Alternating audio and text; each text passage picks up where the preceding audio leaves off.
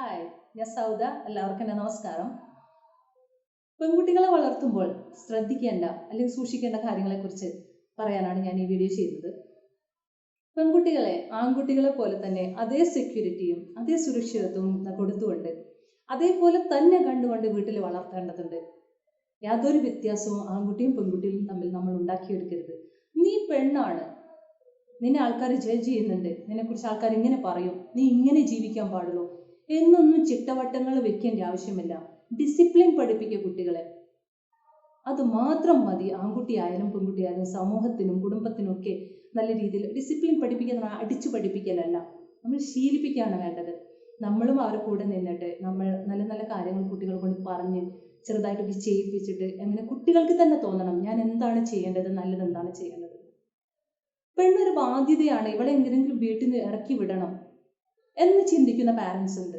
അതേപോലെ തന്നെ ഈ പെൺകുട്ടികളോട് ഇങ്ങനെ പറഞ്ഞുകൊണ്ടിരിക്കും, നീ നാളെ ഒരു വീട്ടിൽ പോകേണ്ടതാ, നിന്റെ അമ്മായിമ്മ ഇങ്ങനെ പറയും നിന്നോട്, നിന്റെ ഭർത്താവ് ഇങ്ങനെയാണ്, നിന്നെ പറയും പോലെ കേട്ടോളണം.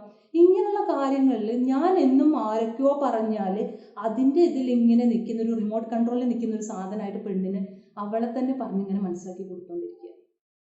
ഒരു പാവം, എനിക്കായിട്ട് ഒരു ആഗ്രഹവും ഇല്ല, അല്ലെങ്കിൽ എനിക്കുള്ള ആഗ്രഹങ്ങളൊന്നും ഇങ്ങനെ സാധിക്കപ്പെടേണ്ടതല്ല, ഞാൻ എൻ്റെ ഇഷ്ടത്തിനൊന്നും എനിക്ക് ജീവിക്കാൻ കഴിയില്ല എന്നങ്ങ് ചിന്തിക്കും. പിന്നെ ഇങ്ങനെ ഒരു ഒതുങ്ങിയൊരു ജീവിതമാണ്. പെണ്ണും ഒരു മനുഷ്യനാണ്, പെണ്ണും ഒരു വ്യക്തിയാണ്. അവൾക്കും അവളുടേതായ ആഗ്രഹങ്ങളും ഇഷ്ടങ്ങളും താല്പര്യങ്ങളും തീരുമാനങ്ങളും ഒക്കെ ഉണ്ട്. അവളുടെ തീരുമാനങ്ങൾ ചോദിക്കുക, അവളുടെ ആഗ്രഹങ്ങളൊക്കെ അന്വേഷിക്കുക, അവളുടെ ഇഷ്ടങ്ങളൊക്കെ ചോദിക്കുക. നിനക്ക് എന്താണ് വേണ്ടത്, നിന്റെ ജീവിതത്തിൽ നിന്റെ ഇഷ്ടങ്ങൾ എന്താണ്, നിന്റെ കൺസെപ്റ്റ് എന്താണ് മാരേജിനെ കുറിച്ച്, നിനക്ക് എപ്പോഴാണ് വിവാഹം കഴിക്കേണ്ടത്, നീ മാനസികമായിട്ട് തയ്യാറാവുന്നത് എപ്പോഴാണ്. പിന്നെ കൗമാരപ്രായത്തിലേക്ക് എത്തുന്ന പെൺകുട്ടികൾക്ക് ആൺകുട്ടികൾക്കൊക്കെ പ്രണയം ഫീൽ ചെയ്യും. കാരണം അത് പ്രകൃതിയാണ്. അല്ലെങ്കിൽ ഈ സാധനമൊന്നും നമുക്ക് തരേണ്ട ആവശ്യമില്ലല്ലോ. എന്തിനാണ് ഈ ഹോർമോൺസ് ഒക്കെ, എന്തിനാണ് ഈ സെക്ഷൽ ഹോർമോണും ഈ സ്നേഹിക്കാനുള്ള ഹോർമോൺസും പ്രണയിക്കാനുള്ള ഹോർമോൺസ് ഒക്കെ നമുക്ക് എന്തിനാണ്? എന്നാ പിന്നെ ഇതൊന്നും വേണ്ടായിരുന്നല്ലേ? എന്നാ പിന്നെ കൗമാരത്തിൽ തന്നത് എന്തിനാണ്? ഇത് തോന്നാതിരിക്കാനാണെങ്കിൽ തന്നത് എന്തിനാണ്? അപ്പൊ ഇതൊക്കെ തോന്നുന്നത് സ്വാഭാവികമാണ്. പക്ഷെ ഇത് തോന്നിക്കഴിഞ്ഞാൽ എങ്ങനെയാണ് ഇതിനെ ഡീല് ചെയ്യേണ്ടത്? കൗമാരത്തിലെ കുട്ടികളെ നമ്മൾ പ്രത്യേകം ശ്രദ്ധിക്കുക. പിന്നെ ഒരു പയ്യനുമായിട്ട് അവൾ പ്രണയത്തിലായാൽ, അല്ലെങ്കിൽ നമ്മുടെ വീട്ടിൽ ആൺകുട്ടി പ്രണയത്തിലായി കഴിഞ്ഞാൽ ആ പയ്യനോട് പെരുമാറേണ്ടത് എങ്ങനെയാണ്, ആ പെൺകുട്ടിയോട് പെരുമാറേണ്ടത് എങ്ങനെയാണ്. ആ പയ്യൻ നിന്നെ ഇങ്ങനെ വിളിച്ചാൽ ഒരു തനിച്ചുള്ള ഒരു സ്ഥലത്തേക്ക് വിളിക്കുക, അല്ലെങ്കിൽ വീട്ടിൽ തനിച്ചുണ്ടാകുമ്പം വന്ന് കയറാൻ ശ്രമിക്കുക. അങ്ങനെയൊക്കെ ചെയ്യുമ്പം എന്തൊക്കെ നിന്റെ കൂടെ നടന്നേക്കാം. ഒരു പെൺകുട്ടി തനിച്ചാവുമ്പോൾ, അല്ലെ ഒരു പെൺകുട്ടിയെ എങ്ങനെയൊക്കെ സമൂഹത്തിൽ ഒരു പുരുഷൻ എങ്ങനെയൊക്കെ യൂസ് ചെയ്തേക്കാം, എങ്ങനെയൊക്കെ ചൂഷണം ചെയ്തേക്കാം, എങ്ങനെയൊക്കെ എക്സ്പ്ലോയിറ്റ് ചെയ്യാം എന്നുള്ളത് ഒരറിവ് കുറച്ച് അമ്മമാര്, അല്ലെങ്കിൽ ഇനിയിപ്പോൾ അച്ഛന്മാർക്ക് കഴിയുമെങ്കിൽ അച്ഛന്മാർ പറഞ്ഞു കൊടുക്കുക. വായിക്കാൻ നല്ല പുസ്തകങ്ങൾ വാങ്ങിച്ചു കൊടുക്കുക. സമൂഹത്തിലെ നല്ലവരെ കുറിച്ചും നല്ലവരല്ലാതെ പലതരത്തിലുള്ള മാനസിക അവസ്ഥയിൽ കഴിയുന്നവരുണ്ട്, മാനസിക രോഗികളുണ്ട്, ലൈംഗിക രോഗികളുണ്ട്, ലൈംഗികപരമായിട്ട് ചിന്തിച്ചിട്ട് ഇങ്ങനെ സിക്കായവരുണ്ട്. അപ്പോൾ ഇവരുടെയൊക്കെ മുന്നിൽ ചെന്നപ്പെട്ടാൽ ഒരു ഫ്രോഡ് എന്ന് പറഞ്ഞാൽ ഏറ്റവും മാന്യനായിട്ട് പെരുമാറാനും അല്ലെ മാന്യമായിട്ട് പെരുമാറാൻ കഴിയുന്നവരാണ് ഈ ഫ്രോഡുകൾ തിരിച്ചറിയാൻ വളരെ ബുദ്ധിമുട്ടാണ്. അവർ ഏറ്റവും കൃത്യമായിട്ട് ഇരയെ എങ്ങനെ വീഴ്ത്താം എന്നറിയുന്നവരാണ്. ഇപ്പൊ ഈ അടുത്തൊരു കേസ് അങ്ങനെ എനിക്ക് വന്നു. ഒരു പെൺകുട്ടി ഇങ്ങനെ ഇതേപോലെ തന്നെ ചൂഷണം ചെയ്യപ്പെട്ടതാണ്. എന്നിട്ട് അവളെ ബ്ലാക്ക്മെയിൽ ചെയ്തുകൊണ്ടിരിക്കുമ്പം അവൾ മാനസികമായിട്ട് തകരുകയാണ്. അവളുടെ വീട്ടിലുള്ളവരെ കൊന്നുകളയുന്നവരെ അയാൾ ഭീഷണിപ്പെടുത്തുക. അപ്പോൾ അവളുമായിട്ട് കുറേ നേരം ഞാൻ ഫോണിൽ സംസാരിച്ചു. മുംബൈയിൽ എൻ്റെ സ്റ്റുഡൻറ്റ്, അവളുടെ കൂട്ടുകാരിയാണ്. സ്റ്റുഡൻറ്റ് വിളിച്ചിട്ട് എന്നോട് പറയാം, അങ്ങനെ എൻ്റെ ഒരു കൂട്ടുകാരിക്ക് ഒരു പ്രശ്നമുണ്ട് മാം ഒന്ന് സംസാരിക്കണമെന്ന് പറഞ്ഞിട്ട് വിളിച്ചിട്ട് ഞാൻ ആ കാര്യം സംസാരിക്കുമ്പം ഞാൻ അവരോട് പറഞ്ഞു, പെൺകുട്ടികൾ പറയുന്നുണ്ട്, പലരോടും പറഞ്ഞു കൊടുക്കുന്ന ഒരു കാര്യമുണ്ട്. എന്തിനാണ് ഈ പോയിട്ട് ഇങ്ങനെ തല വെച്ച് കൊടുക്കുന്നതിന് മുന്നേ ഒന്ന് ചിന്തിച്ചുകൂടെ? ഇത്തരത്തിലുള്ള ഒരാളാണ് അയാൾ വിളിക്കുമ്പോഴും അയാൾ പിന്നെ എങ്ങോട്ടെങ്കിലും അയാളുടെ ആവശ്യത്തിന് വിളിക്കുമ്പോൾ പെട്ടെന്ന് പോവേണ്ട ആവശ്യമില്ലല്ലോ എന്ന് പറയും.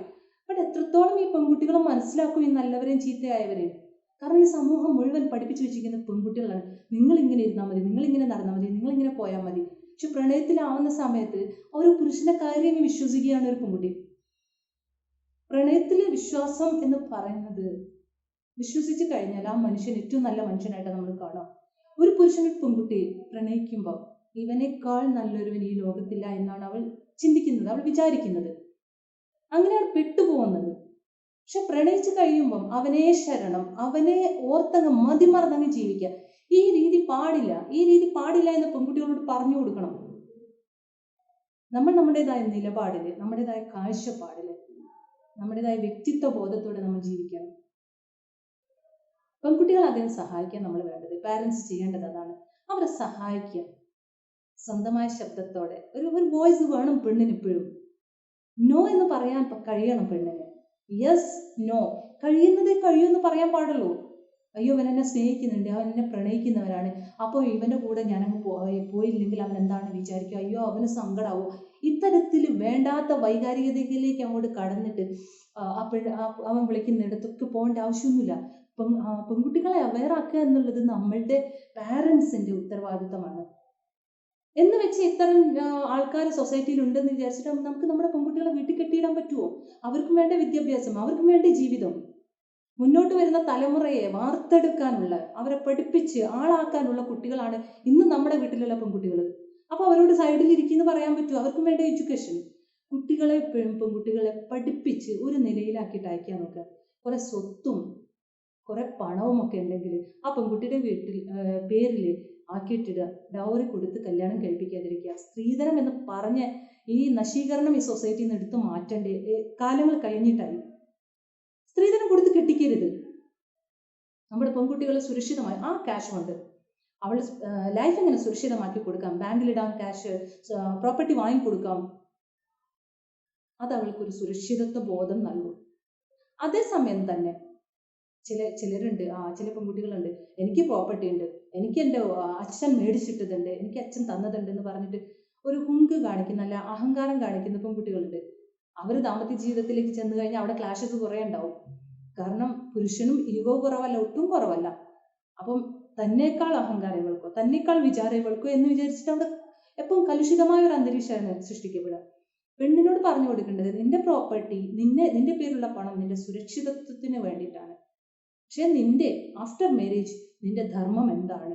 ഒരു കുടുംബിനി എന്ന രീതിയിൽ, അല്ലെങ്കിൽ നീ ഒരു ഭാര്യ, അല്ലെങ്കിൽ ഒരു അമ്മ എന്ന നിലയ്ക്ക് നിനക്ക് ഇന്നും തന്ന ഉത്തരവാദിത്തങ്ങളൊക്കെ വരാനുണ്ട്. ഈ ഉത്തരവാദിത്തങ്ങൾ നിറവേറ്റേണ്ടത് എങ്ങനെയാണ്? ഒരു പെണ്ണെന്താണ്? ഒരു പെണ്ണിന്റെ ആ ഒരു പെണ്ണെന്ന് പറയാൻ ഒരു സ്ത്രീത്വം എന്താണ് എന്നുള്ളത് അവളുടെ അസ്തിത്വത്തിൽ നിന്നുകൊണ്ട് തന്നെ നല്ലൊരു പെണ്ണാവാൻ, നിലപാടുള്ള പെണ്ണാവാൻ അവളെ അച്ഛനും അമ്മയെ സഹായിക്കേണ്ടതുണ്ട്. ഇങ്ങനെ ആവുമ്പോൾ പെൺകുട്ടിക്ക് പ്രശ്നം ഉണ്ടാവില്ല നിലപാടോടെ സംസാരിക്കാൻ. ഏതെങ്കിലും ഒരു പയ്യനെ കിട്ടി, അവനോട് അങ്ങോട്ട് പ്രണയം തോന്നി, അവനിലേക്ക് അങ്ങോട്ട് മതിമറന്ന് അവനേ ശരണം എന്ന് പറഞ്ഞിട്ട് അവൻ ആവശ്യപ്പെടുന്നതിനൊക്കെ നിന്നു കൊടുത്ത് അവസാനം സ്വന്തം ജീവിതം ഇതുപോലെ തീർക്കാൻ പാതിയിൽ വെച്ചിട്ട് തീർക്കേണ്ട, പാതിയും ആയിട്ടില്ല ജീവിതത്തിന്റെ വഴിയിൽ വെച്ചിട്ട് നിർത്തേണ്ട, അല്ലെങ്കിൽ ആത്മഹത്യ ചെയ്യേണ്ട, അല്ലെങ്കിൽ ദാരുണമായി കൊല്ലപ്പെടേണ്ട അവസ്ഥ വരികയാണ്. പെൺകുട്ടികൾ മാത്രം പഠിച്ചാൽ മതി എന്നുള്ള സൊസൈറ്റിയുടെ മനോഭാവത്തെ എന്നേ പൊളിച്ചു മാറ്റാനായിട്ടുണ്ട്. അവൾ ദീൻ പഠിച്ചിരുന്നെങ്കിൽ അവനെ സ്പർശിക്കാൻ സമ്മതിക്കില്ലായിരുന്നു. അവൾ ദീൻ പഠിച്ചിരുന്നെങ്കിൽ അവളുടെ ജീവിതം അങ്ങനെ ആവില്ലായിരുന്നു. അവൾ ദീൻ പഠിച്ചിരുന്നെങ്കിൽ അവനുമായിട്ട് ഇങ്ങനെ വിവാഹത്തിന് മുമ്പ് ഇത്തരം ബന്ധങ്ങളിൽ ഏർപ്പെടാൻ തയ്യാറാവില്ലായിരുന്നു. അപ്പൊ അവൻ ദീൻ പഠിക്കണ്ടേ? അല്ല അവൻ ദീൻ പഠിച്ചിട്ടില്ലേ? അല്ല അവനെ ദീനിലൊന്നും പഠിപ്പിക്കുന്നില്ലേ? പുരുഷൻ പഠിക്കുകയേ വേണ്ട, അവൾ പഠിച്ചാൽ മതി. ഈ ഒരു മനോഭാവം എന്ന് നിൽക്കുന്നോ അന്ന് ഈ സൊസൈറ്റി നന്നാവും. പുരുഷനും പഠിക്കണം. അവനെ വിശ്വസിച്ച പെണ്ണിനെ അവൻ വഞ്ചിച്ചത്. അവനിൽ പൂർണ്ണ വിശ്വാസം ഉള്ളത് കൊണ്ടാണ് അവന്റെ കൂടെ അവൾ പോയത്. ഈ വിശ്വാസം എന്ന് പറയുന്ന ഒരു സംഗതി ഉണ്ട്. ആ വിശ്വാസത്തെയാണ് അവൻ തകർത്തത്. ഇനി പറയട്ടെ, ഈ റംസി എന്ന് പറയുന്ന പെൺകുട്ടി, ആ പെൺകുട്ടിയുടെ ജീവിതം ഇതുപോലാക്കിയ നരകമാക്കിയ അവനും അവന്റെ ഫാമിലിക്കും ഇനി എവിടെ സമാധാനം? സമൂഹത്തിന്റെ മുന്നിൽ അവർ എത്തരത്തിലുള്ളവരായി? സമൂഹം ഇനി ഏത് കണ്ണിലൂടെ അവരെ നോക്കുക? അവന് ജയിലിൽ പോകേണ്ടി വരില്ലേ? ജയിലിൽ നിന്ന് പോരാൻ സമയം കിട്ടും. ഇപ്പോ എത്ര വലിയ ക്രൂരതയാണ് അവൻ ചെയ്തിരിക്കുന്നത്. എന്തിനാണ് സ്വന്തം ജീവിതവും മറ്റുള്ളവരുടെ ജീവിതം വെച്ച് കളിക്കുന്നത്? അപ്പൊ ആ പയ്യനെ ആ വീട്ടുകാർ പഠിപ്പിക്കാത്തതിന്റെ കേടല്ലേ ഇതൊക്കെ ഉണ്ടായത്? അപ്പൊ പെൺകുട്ടിയെ തന്നെ പഠിപ്പിച്ചാൽ മതിയോ? അതെനിക്ക് ചോദിക്കാനുള്ളത്. ആ പയ്യനെ അവന്റെ അച്ഛനും അമ്മയും അല്ലെ അവന്റെ ഉപ്പയും ഉമ്മയും കറക്റ്റ് പഠിപ്പിച്ചിരുന്നെങ്കിൽ, ദീൻ പഠിപ്പിച്ചിരുന്നെങ്കിൽ, ദീനിനോട് എന്താണ് പറഞ്ഞത്, പെണ്ണിനെ എങ്ങനെ കാണണം, പെണ്ണിനോട് എങ്ങനെ പെരുമാറണം എന്ന് പഠിപ്പിച്ചിരുന്നെങ്കിൽ അവൻ ആ പെണ്ണിനോട് ഇത്തരം തണ്ടിത്തരം ചെയ്യില്ലല്ലോ. പുരുഷനെ പഠിപ്പിക്കണം എന്നുള്ളത് സമൂഹം എന്ന് പഠിക്കുന്ന ആ സമയത്താണ് ഈ സമൂഹം നന്നാവുക. ഏത് സമയം സ്ത്രീയെ മാത്രം പഠിപ്പിക്കണം, സ്ത്രീ ഇങ്ങനെ ഇരിക്കണം, സ്ത്രീ ഇങ്ങനെ നടക്കാവും, സ്ത്രീ ഇങ്ങനെ ഉണ്ടാവും, അതങ്ങോട്ട് ഒഴിവാക്കണം. സ്ത്രീ എങ്ങനെ ഉണ്ടായാലും അവളെ തൊടാനുള്ള അവകാശം പുരുഷനില്ല, ഒരു പുരുഷനും ഇല്ല. അവൾ ജീൻസ് ഇട്ടോട്ടെ, അവൾ ടീഷർട്ട് ഇട്ടോട്ടെ, അവൾ ഏത് മോഡേൺ ഡ്രസ് ഇട്ടോട്ടെ. എന്തുകൊണ്ട് UAE-യിലും അമേരിക്കയിലും ഇംഗ്ലണ്ടിലൊന്നും പോയാൽ പെണ്ണിനെ കയറി പിടിക്കാത്തത്? എന്താ ധൈര്യം ഇല്ലാത്തത്? എന്തുകൊണ്ട്? ഇതൊക്കെ ഒരു ചോദ്യമാണ്. അവർക്ക് കേരളത്തിലേക്ക് വരുമ്പോൾ കേരളത്തിൽ ആരാണ് പിന്നെ ബോഡി കാണിക്കുന്ന എക്സ്പോസ് ചെയ്യുന്ന ഡ്രസ്സ് ഇടുന്നത്? വളരെ മാന്യമായിട്ട് വസ്ത്രം ധരിച്ച് നടക്കുന്നത് കേരളത്തിലെ പെണ്ണുങ്ങൾ. എന്നാലും കുറ്റം മാത്രമേ ഉള്ളൂ. ഒരു രാത്രി ആയാൽ ഒരു സന്ധ്യ നേരം കഴിഞ്ഞ ഇവിടെ ഒരു പെണ്ണിറങ്ങുന്നുണ്ടോ? സിറ്റീസിലല്ലാതെ. എന്നാലും പെണ്ണിനെ കുറ്റമുള്ളൂ. നമ്മൾ ചിന്തിച്ച് നോക്കണം. എന്നും പെണ്ണിനെ മാത്രം കുറ്റമുള്ളൂ. ഇതൊക്കെ നിർത്തലാക്കാൻ കുറെ മാതാപിതാക്കൾ ശ്രമിച്ചാലേ നടക്കുള്ളൂ. പൊതു സ്ഥലങ്ങളിൽ ഒരു പുരുഷന് കൂടെ മിണ്ടാൻ പാടില്ല, അപ്പോഴത്തേക്ക് അവൾക്ക് വേറെ പേരാവും. ഒരു പബ്ലിക് പ്ലേസസിൽ ഒരു പുരുഷന് കൂടെ നടക്കാൻ പാടില്ല. സത്യം പറഞ്ഞാൽ എൻ്റെ മകളോട് ഞാൻ പറഞ്ഞു, പബ്ലിക് പ്ലേസസിൽ എവിടെ നീ ഒരു പുരുഷൻ്റെ കൂടെ ഉണ്ടെങ്കിൽ, ഒരു പയ്യൻ്റെ കൂടെ ഉണ്ടെങ്കിൽ എനിക്കൊരു പ്രശ്നവുമില്ല. കാരണം പബ്ലിക് പ്ലേസിലാണ്, എല്ലാവരും കൺമുന്നിലാണ്. പക്ഷെ ഇവിടെ എന്താണ്, പബ്ലിക് പ്ലേസിൽ കണ്ടാൽ മതി, അപ്പോഴത്തേക്ക് അവളെ പറ്റി നാടൊട്ടുക്കും പറഞ്ഞു പരത്തും. ഞാൻ പറഞ്ഞു, പബ്ലിക് പ്ലേസിൽ നീ ഒരു ആൺകുട്ടിയുടെ കൂടെ കണ്ടിട്ട് നിന്നെ പിടിച്ചിട്ടുണ്ടെങ്കിൽ മമ്മയുടെ നമ്പർ കൊടുത്താൽ മതി, ബാക്കി കാര്യം ഞാൻ നോക്കിക്കോളും. അമ്മയുടെ നമ്പർ കൊടുക്കുക, അവരോട് ഇങ്ങോട്ട് വിളിക്കാൻ പറയാം. അതല്ലെങ്കിൽ അവരൊക്കെ പിക്ക് എടുത്ത് വെക്കാൻ പറ്റുമെങ്കിൽ പിക്ക് എടുത്ത് വെക്കുക, അല്ലെങ്കിൽ അവർ ഓർമ്മിച്ച് വെക്കുക. അതിന് പിന്നെ ചെയ്യേണ്ട കാര്യം എന്താണ് ഞാൻ നോക്കിക്കോളും. കാരണം മാനനഷ്ട കേസ് എന്ന് പറഞ്ഞ സാധനമുണ്ട്, വഴിയിലിട്ടിട്ട് അപമാനിക്കുക, അത് നമുക്ക് ചെയ്യാൻ പറ്റും.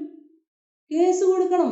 നമ്മളൊന്നും ചെയ്ത് നമ്മൾ വഴിയിൽ ഒരു ആൺകുട്ടിയുടെ കൂടെ നടക്കുമ്പോഴത്തേക്ക് നമ്മളെ തടഞ്ഞു നിർത്തി ചോദ്യം ചെയ്യും. ഇങ്ങനെ സൊസൈറ്റിയിൽ ഒത്തിരി കാര്യങ്ങൾ നമ്മൾ തിരുത്തി എഴുതേണ്ടതുണ്ട്, പൊളിച്ചു മാറ്റുന്നുണ്ട്. പെൺകുട്ടിയെ മാത്രം പഠിപ്പിക്കുന്ന രീതിയെ മൊത്തത്തിൽ അങ്ങോട്ട് നിഷേധിക്കാൻ തന്നെ തോന്നാറുണ്ട്. കാരണം എന്താ വെച്ചാൽ പെൺകുട്ടി ഇത്ര പഠിച്ചിട്ടും കാര്യമില്ല. ഇത്ര ആൾക്കാർ ചുറ്റിലുണ്ടെങ്കിൽ അവരെങ്ങനെയും ഫ്രോഡുകളല്ലേ ഇവര്. കാരണം ഒരു മനുഷ്യൻ എന്ന് പറഞ്ഞാല് അവരുടെ ഹൃദയം പലപ്പോഴും ദുർബലമായിരിക്കും. ഒരു പ്രണയത്തിലും ഒരു സ്നേഹത്തിലൊക്കെ മനുഷ്യൻ സ്വാഭാവികമായിട്ട് വീണു പോകും. ഒരു പെൺകുട്ടി ഒരു ടീനേജിൽ അവളുടെ മനസ്സ് ഭയങ്കര ആർദ്രമായിരിക്കും, ടെൻഡറായിരിക്കും. അവൾ അതിലേക്ക് വീണു പോയെന്ന് വെച്ചാൽ അവൻ ചൂഷണം ചെയ്യാൻ പാടില്ലല്ലോ. അപ്പം ഇങ്ങനെയുള്ള കാര്യങ്ങളിൽ മാതാപിതാക്കൾ പെൺകുട്ടികളെ വീട്ടിൽ സുരക്ഷിതമാക്കുക, സെക്യൂർഡ് ആക്കുക. ഒരുപാട് സ്ത്രീധനങ്ങൾ കൊടുത്തിട്ട് കെട്ടിക്കേണ്ട ആവശ്യമൊന്നുമില്ല.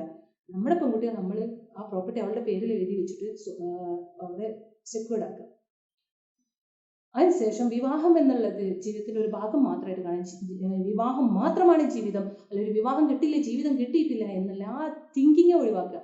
ആദ്യം പഠിക്കാൻ പറയാം, ജോലി നേടാൻ പറയാം, സ്വന്തം കാലിൽ നിൽക്കാൻ പറയാം, സ്വന്തമായ നിലപാടോടെ ജീവിക്കാൻ പറയാം. ഭർത്താവുമൊത്ത് ജീവിത പങ്കാളിയുമൊത്ത് നല്ല അണ്ടർസ്റ്റാൻഡിങ്ങോടെ ജീവിക്കാൻ പഠിപ്പിക്കുക. ഒരു ഇൻഡിവിജ്വലായി നിന്നുകൊണ്ട് തന്നെ സ്വന്തം ഭർത്താവിനെ മനസ്സിലാക്കി അവനെ ഉൾക്കൊണ്ടുകൊണ്ട് അവനുമായിട്ട് നല്ല പൊരുത്തത്തോടെ ജീവിക്കാനുള്ള മാനസികാവസ്ഥയിലേക്ക് കുട്ടിയെ എത്തിക്കുക. മാനസികമായിട്ട് ആവുമ്പോൾ മാത്രം കല്യാണം കഴിപ്പിക്കുക. ഇങ്ങനെയുള്ള കാര്യങ്ങളൊക്കെ മാതാപിതാക്കൾ ശ്രദ്ധിക്കുക. ഇത്രയൊക്കെ തന്നെ പറയാനുള്ളൂ. ഇങ്ങനെയുള്ള ഇൻസിഡന്റ് വരുമ്പോൾ മാത്രം ചർച്ച ചെയ്യുന്ന ഈ ഒരു സംഗതികൾ ഒഴിവാക്കിയിട്ട് നമ്മൾ ജീവിതത്തിൽ ഇത്തരം കാര്യങ്ങളെക്കുറിച്ചൊക്കെ അവെയർ ആയിരിക്കുന്നത് നല്ലതായിരിക്കും. നമ്മളെ സംരക്ഷിക്കേണ്ടത് എപ്പോഴും നമ്മളുടെ കാര്യങ്ങളെ നോക്കി നടത്തേണ്ടത്, അവെയർ ആയിരിക്കേണ്ടത് നമ്മുടെ ഡ്യൂട്ടിയാണ്. വേറെ ആരുടെയും ഡ്യൂട്ടി അല്ല. എല്ലാം നടന്നിട്ട് മറ്റുള്ളവരെ കുറ്റം പറഞ്ഞിട്ട് കാര്യമുണ്ടാവില്ല. സോ നമ്മൾ സെക്യൂർഡ് ആവുക, നമ്മൾ സുരക്ഷിതരാവുക. വീണ്ടും കാണാം. നമസ്കാരം.